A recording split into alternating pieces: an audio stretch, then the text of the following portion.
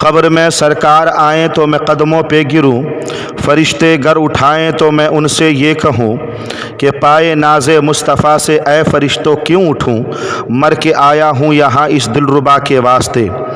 मोहतरम नाजरीन, आज हम आपको बताने वाले हैं कि जब हमारा कोई रिश्तेदार या हमारे घर वाला कोई इंतकाल कर जाता है तो दफनाने के बाद क्या करना चाहिए। तो मुस्तहब ये है कि दफन के बाद कब्र पर सिरहाने की तरफ खड़े होकर अलिफ लाम मीम से हुमुल मुफलिहून तक पढ़ेंगे। उसके बाद फिर पायती की जानिब यानी पैरों की तरफ खड़े होकर सूरह बकरा का आखिर आमनर रसूल से ख़त्म सूरह यानी अलल कौमिल काफिरीन तक पढ़ेंगे। सुबहान अल्लाह। अब आइए हम आपको बताते हैं तलक़ीन मैयत। कुरान की तिलावत के बाद आप जो है तलक़ीन मैयत कर सकते हैं। इसके बारे में नबी करीम सल्लल्लाहु अलैहि वसल्लम फरमाते हैं, जब तुम्हारा कोई मुसलमान भाई या बहन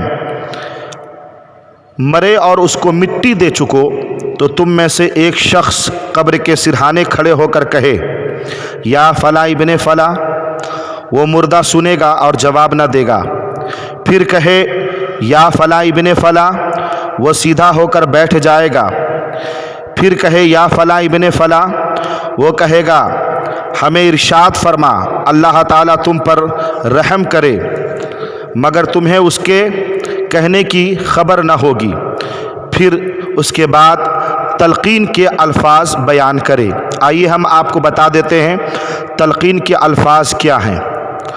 उज़कुर मा खरजता मिनद दुनिया शहादा अल्ला इलाहा इल्लल्लाहु व अन्ना मुहम्मदन अब्दुहु व रसूलुहु सल्लल्लाहु अलैहि वसल्लम व अन्नका रज़ीता बिल्लाहि रब्बन व बिल इस्लाम दीनन व बि मुहम्मदिन सल्लल्लाहु अलैहि वसल्लम रसूलन व बिल कुरान इमामा।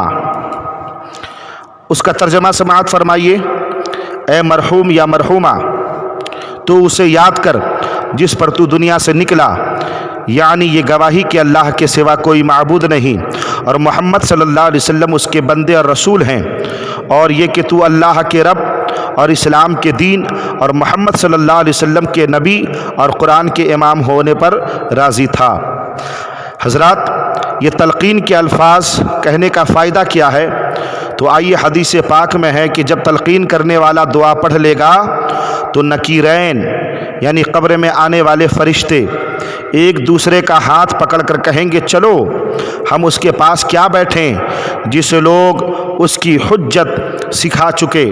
उस पर किसी ने अर्ज़ किया, या रसूल अल्लाह सल्लल्लाहु अलैहि वसल्लम, आपने फरमाया कि दफन के बाद कहा जाए या फ़ला इब्ने फ़ला, तो अगर माँ का नाम मालूम ना हो, मैयत का नाम मालूम हो मगर उसकी माँ का नाम मालूम ना हो तो क्या करें?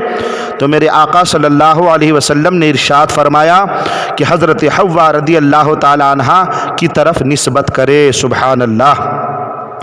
हज़रात मोहतरम, तलक़ीन के अल्फाज कहने के बाद अगर किसी को तलक़ीन के अल्फाज ना याद हों तो अज़ान भी कह सकते हैं कि हदीस पाक में है कि इससे मैयत को जो है उनसियत पहुँचती है। सुबहान अल्लाह, सुबहान अल्लाह। दफन करने के बाद इतनी देर कब्र के पास ठहरना मुस्तहब है कि जितनी देर में ऊँट ज़बा करके उसका गोश्त तक़सीम कर दिया जाए।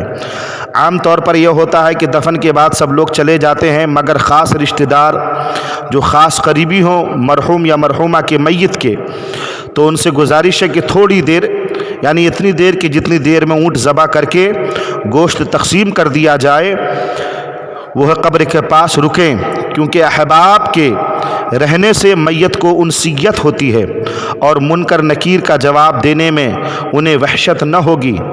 इतनी देर में अगर आप चाहें तो कुरान पाक की तिलावत और मुर्दे के लिए दुआए इस्तग़फ़ार भी करें। ये हुआ जो है दफन के बाद کیا کرنا چاہیے؟